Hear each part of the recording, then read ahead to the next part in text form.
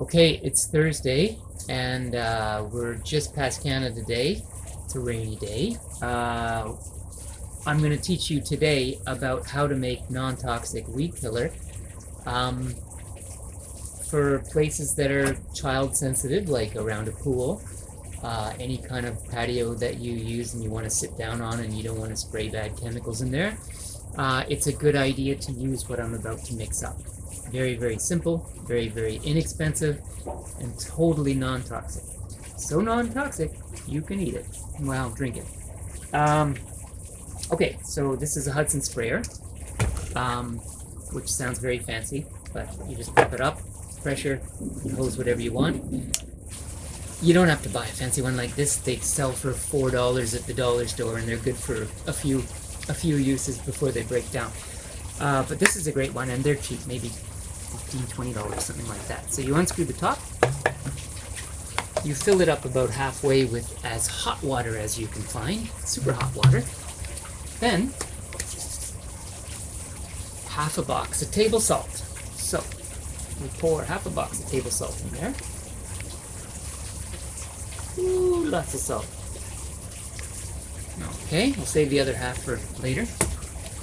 Then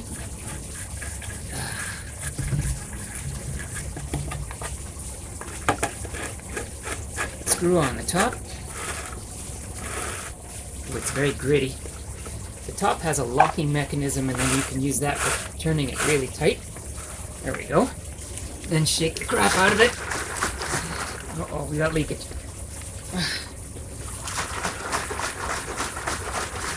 Dissolve as much of the salt as you possibly can.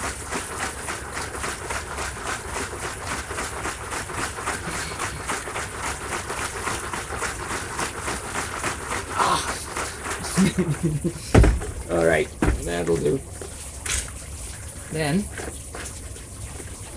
now the next part, you want a good seal here, so you might want to rinse this if it's super salty, but this seems to have rinsed itself.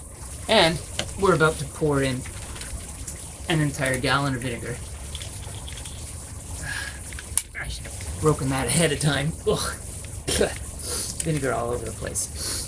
Smells good though. Okay.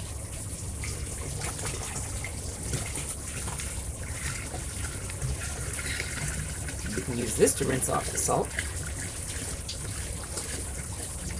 Okay, that's not going to take the whole thing, but pretty close.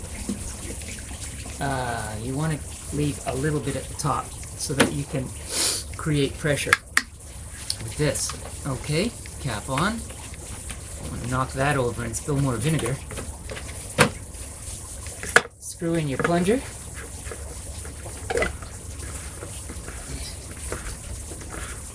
Make sure it's very tight. Pump it up.